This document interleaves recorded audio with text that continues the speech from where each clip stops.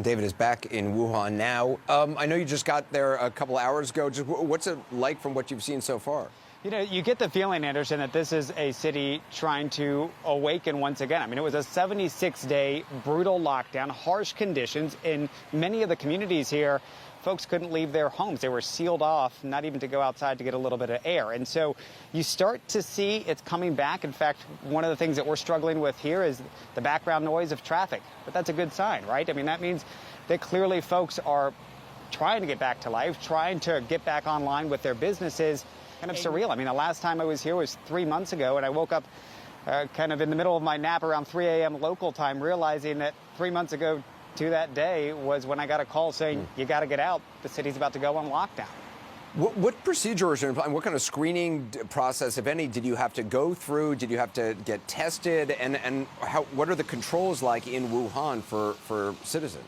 As you know, we were in Shanghai for the past 2.5 months, and we have been working for weeks to try to plan our trip back here to Wuhan, because this is not about just getting a ticket, getting on a train, and then showing up at a hotel that you've booked. I mean, it's a lot of procedures that you have to have in place. Now, let me show you, as you can see on the train that we finally were able to get on board out of Shanghai, there were a good number of people there. I mean, people, locals in particular, are traveling once again within China. What's interesting, though, is that we've seen less and less of the kind of largely protective garments that people were wearing. I mean, the white hazmat suits that we saw just a few weeks ago when we were traveling, people seem to shed those for the most part. Everybody wears a mask. Of course, it's mandatory. And a good number of people, ourselves included, wear gloves. One thing that is really interesting, though, Anderson, is the treatment of foreigners. We've noticed that they'll come up to us on the train, for example, want to know where we were coming in from, how long we've been in the country. They'll look at our passports several times. They'll do multiple rounds of temperature checks. And it's not necessarily to ostracize us, though that does happen in some parts here. It's mostly because they're concerned about these imported cases. And that is something that I've even gotten a few strange looks, and even a mom and daughter on the train next to us, a local who just looked at us and said to the train staff member that they wanted to switch cabins. I think there's that much concern of the unknown. And you know, you've shown us in the past this code on your phone that gets you into public places. Will traveling to Wuhan change that at all? I mean, it's an unbelievable system there.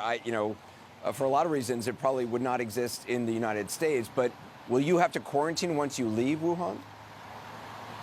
This QR code is the golden ticket, and the way it works, as we've explained, is each jurisdiction has their own. So ours in Shanghai, for example, doesn't necessarily help us get around here within Wuhan, but it does help us check into a hotel. So it's the first thing they wanted to see before even letting us into the door of the hotel to go in and continue the check-in process.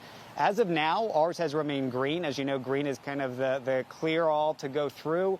If it goes yellow or red, you can be flagged for quarantine. Of course, we're hoping that it remains green, and it should remain green according to how the Chinese government has said that Wuhan has technically reopened. Hubei province, the original epicenter, is now back open and people are able to leave freely. And so the idea is, at least from the government's perspective, that people who leave Wuhan are able to go back into other cities within China and resume their normal lives. We'll see if that holds true for us. Otherwise, it could be quarantine.